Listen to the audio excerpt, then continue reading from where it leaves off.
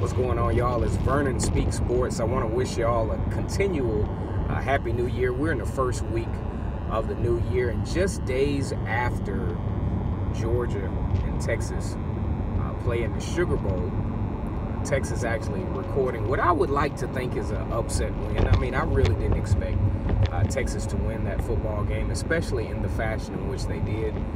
They pretty much controlled the line of scrimmage. Their defensive scheme was very effective in stopping Georgia's run game, because I think Georgia was going to try to, start off run the pass like they normally do, because that plays to Jake Fromm's strength. Later on in the week, matter of fact, today, coming across the desk is Justin Fields is headed to Ohio State. Now, it's been much speculation for the past few weeks about the prospect of Justin Fields transferring, and as the saying goes, where there's smoke, there's fire. It was actually confirmed today. Now, there's also a quarterback there in Columbus who tweeted telling Justin to be careful. Basically, be careful what you wish for. You don't want lightning to strike in the same place twice. I mean, hey, it is what it is.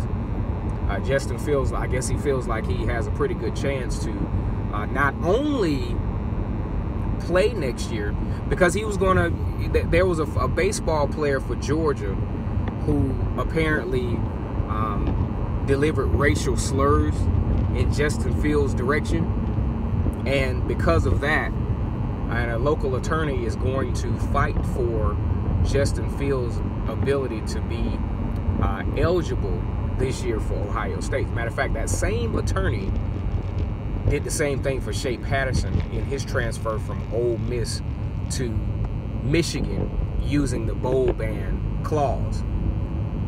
Anyway, I don't think Justin Fields' transfer has anything to do with Kirby Smart as a coach. I think Kirby Smart has developed a very, very solid program at Georgia. They've done some great things. Been to the SEC championship twice, a college football playoff, really, really successful on the recruiting trail. Every now and then, that's with any business. We go after the top recruits. We go after, the top guys. We want the best guys, or so we feel is the best guy. But every now and then, Justin Fields was a number 2 recruit in most, number 2 or number 1 in most recruiting circuits. However, I think this will be a great lesson for Kirby Smart to really, really analyze what it is you want for your program, especially at that quarterback position. I know that he evaluated the talent to know that this kid was incredible talent.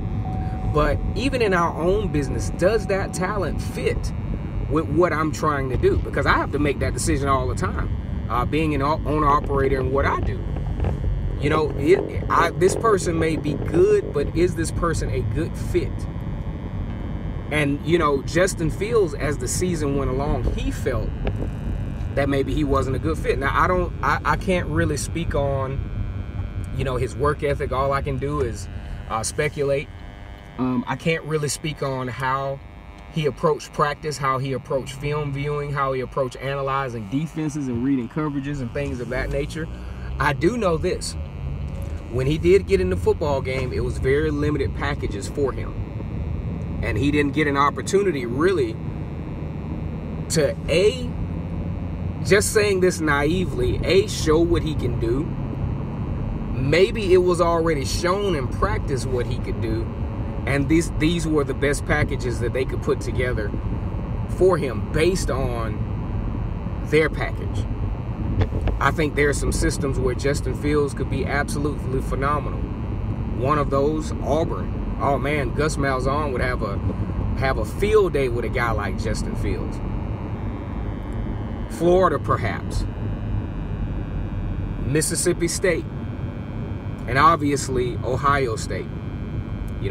So we have to, I think this just turned out to be a shaky relationship that has finally come to an end. The distraction can finally come to an end. Justin Fields can move on to wherever, to whatever heights he decides to move to and get out of, Georgia's hair, if you will.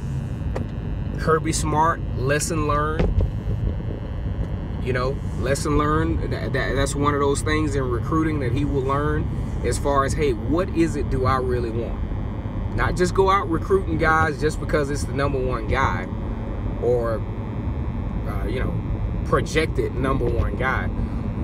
When I look at this person's skill set, although this is a great skill set, does this fit into my program? Does this fit into what I'm trying to do schematically that will help me be successful? Because I know when I sit down and interview people, that's what I'm really looking at. How well will this person fit in the culture of my organization, right? And that's what Kirby, because as I started to see Justin Fields and his posture, in my opinion, from what I saw of him, he did not fit in whatever Kirby Smart and his coaching staff was trying to do over there at Georgia. Matter of fact, there's no player. It's kind of weird.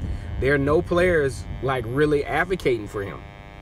I remember Tua Tagovailoa. Those guys wanted Tua in the game at Alabama, but there was no really outcry on the team for Justin Fields to get in the game.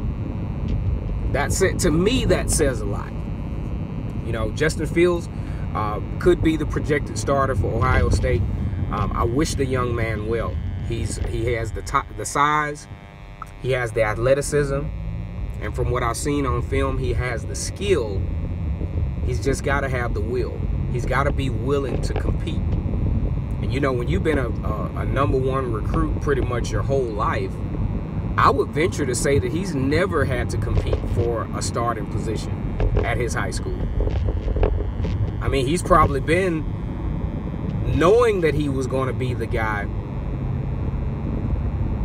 ever since junior high.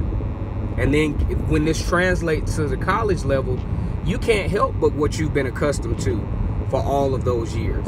All of those years of starting, guaranteed the starter. Nobody even comes close to competing for your job. Nobody dares to compete with you for your job. And now you get to Georgia and you sit on the bench basically a whole year. And that's going to be a real test of the will of Justin Fields. I know he doesn't want to sit on the bench. He's a competitor, I'm sure. But I think Justin Fields had to learn how to compete on a high level. I think that's his only, that will be his only issue, is learning how to compete on the next level. And I just don't feel like with his track record through high school, being the man, being the #1 recruit, all eyes probably on him since he even came into high school.